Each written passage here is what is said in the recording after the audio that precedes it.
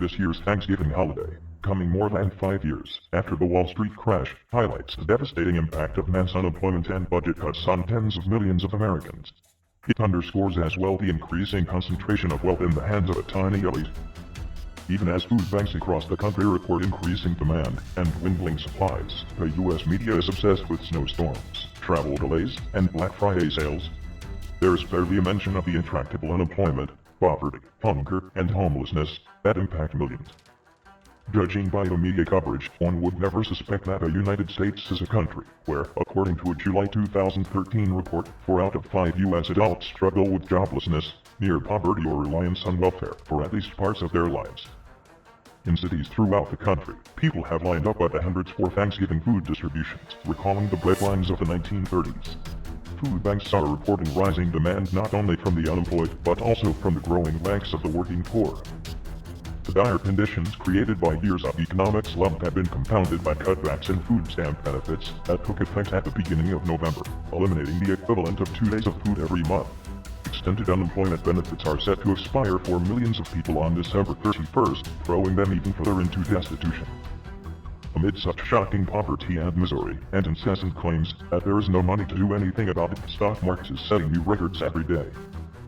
The giddy and unsustainable rise of stock prices, which is propelling the personal fortunes of the rich and the super rich to ever more astronomical heights, is being deliberately engineered by the Obama administration and the Federal Reserve Board. Near-zero interest rates and $85 billion a month in cash infusions from the Fed into the financial markets are facilitating an accelerated transfer of wealth from the bottom to the very top of the social ladder. This week, the Organization for Economic Cooperation and Development reported that U.S. life expectancy has sunk below the international average, dropping below that of Greece, Portugal, South Korea, and Slovenia. One of the starkest indices of the social crisis is the rise in the number of Americans receiving food stamps from 28.2 million in 2008 to 47.7 million this year, an increase of 70%. The response of the political establishment to the growth in need has been to slash benefits in advance of the holidays. The $5 billion in food stamp cuts implemented at the start of November are only the beginning, with the Democrats proposing to cut an additional $4 billion in food stamps as a sensible alternative to more than $40 billion in cuts proposed by the Republicans. The social chasm in America is reflected in a concentrated manner in New York City, the country's largest metropolis, and the home of Wall Street. 96 billionaires live in the city. On average, they own 4 homes, each one worth nearly $20 million, as well as 1 or 2 yachts, a private jet or 2, and a small army of domestic servants. Their combined wealth is more than 3 times the city's annual budget. Across the Harlem River from Manhattan lies the Bronx, the poorest of New York's 5 boroughs. There, half of all children live in households that do not have enough to eat, according to a report issued this week by the New York City Coalition Against Hunger.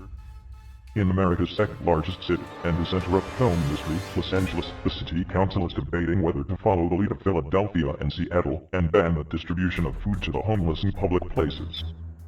Detroit, the historical center of American manufacturing, has been thrown into bankruptcy by an unelected emergency manager, who is using his emergency powers to rip up pensions and health benefits of tens of thousands of city workers, and sell off the city's assets, including the world-famous art collection at the Detroit Institute of Arts.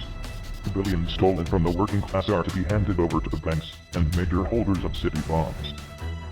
The decline in living standards of broad sections of the population is not even raised as a significant issue by the Obama administration, the political establishment as a whole, or the corporate-controlled media.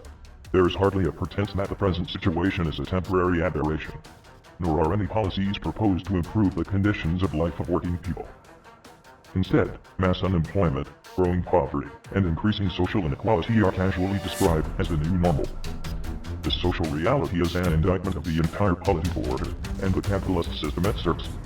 It is, moreover, the rule, not the exception, all over the world. For the working class, things will only get worse so long as political and economic control is left in the hands of a parasitic financial aristocracy and its political representatives. Social opposition is mounting, and will take explosive forms in the U.S., as it has begun to in Egypt, Greece, and other countries. It is just a matter of time.